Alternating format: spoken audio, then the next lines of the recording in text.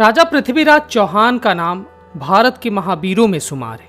उनकी वीर गाथाएं आज भी राजस्थान के गलियारों में गूंजती हैं। यही कारण है कि पृथ्वीराज चौहान हमारे देश के इतिहास का चर्चित नाम है।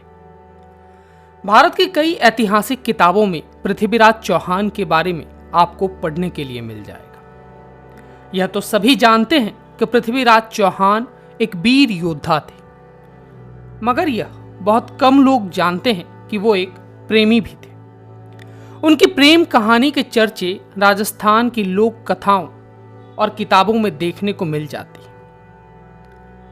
आज के इस कहानी में हम आपको वीर योद्धा पृथ्वीराज चौहान और रानी संयोगिता की प्रेम कहानी के बारे में बताएंगे। पृथ्वीराज चौहान के बारे में ज्यादातर लोग जानते हैं, मगर संयोगिता के बारे में इतिहास में ज्यादा जानकारी नहीं दी गई है। आपको बता दें कि संयोगिता कन्नौज के राजा जयचंद की बेटी थी, जिसकी खूबसूरती के चर्चे दूर दूर तक हुआ करते थे। उन्हें बचपन में कांतिमती और संयुक्ता जैसे नामों से बुलाया जाता था। माना जाता है कि एक बार राजा जयचंद के दरबार में नामी चित्रकार आया। वह चित्रकार अपने साथ कई राजाओं और रानियों की तस्वीर लेकर आया था। उन्हीं चित्रों में एक चित्र पृथ्वीराज चौहान का भी था। तस्वीर देखते ही संयोगिता अपना दिल हार बैठी। इसके बाद जब उस चित्रकार ने संयोगिता का चित्र पृथ्वीराज चौहान को दिखाया तो उन्हें भी संयोगिता से प्रेम हो गया। इस तरह मात्र एक तस्वीर देखकर दोनों एक दूसरे को प्रेम करने लगे। हर प्रेम कहानी में एक विलन जरूर होता है। इस कहानी के विलन राजकुमारी के पिता राजा जयचंद थे। जहां संयोगिता पृथ्वीराज चौहान पर अपना दिल हार बैठी थी, वहीं राजा जयचंद उनसे नफरत करते थे। जिस वक्त पृथ्वीराज चौहान दिल्ली में शासन कर रहे थे, उस दौर में राजकुमारी संयोगिता का स्वयंवर आयोजित किया गया। इस स्वयंवर में अलग अलग राज्यों के राजाओं और राजकुमारों को बुलाया गया।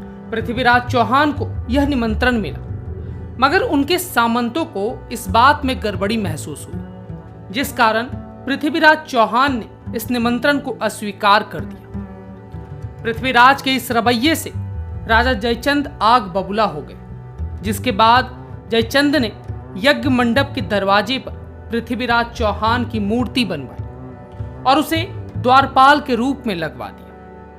अपने इस फैसले के जरिए राजा जयचंद पृथ्वीराज को नीचा दिखाना चाहते थे। इससे वह हुआ जिसकी उम्मीद किसी को भी न थी। राजमहल में स्वयंवर का आयोजन किया गया। संयोगिता अपने पिता की मूर्ति लगाने के फैसले से बेहद नाराज थी। जब स्वयंवर शुरू हुआ तो संयोगिता से किसी एक राजा को चुनने के लिए कहा गया। तब उन्होंने स्वयंवर करने से इनकार कर दिया। लेकिन जब उन्हें पता चला कि पृथ्वीराज चौहान नहीं आए, तो उन्होंने दरवाजे पर लगी उनकी मूर्ति को ही वरमाला पहनाने का फैसला लिया। जैसे ही संयोगिता मूर्ति को माला पहनाने के लिए आगे बढ़ी, उसी दौरान पृथ्वीराज वहां पहुंच गए। यह देखकर संयोगिता बेहद खुश हुई और उन्होंने पृथ्वीराज चौहान के गले में वरमाला पहना दी। इसी के साथ दोनों का स्वयंवर पूरा हो गया और पृथ्वीराज चौहान स्वयंवर से सीधे दिल्ली चले गए। ऐसा माना जाता है कि राजा जयचंद हमेशा से ही पृथ्वीराज चौहान से दुश्मनी रखते थे, जिस कारण उनसे बदला लेने के लिए राजा ने अफगान के मुस्लिम शासक मोहम्मद गौरी को पृथ्वीराज चौहान पर आक्रमण करने के लिए आमंत्रित किया था।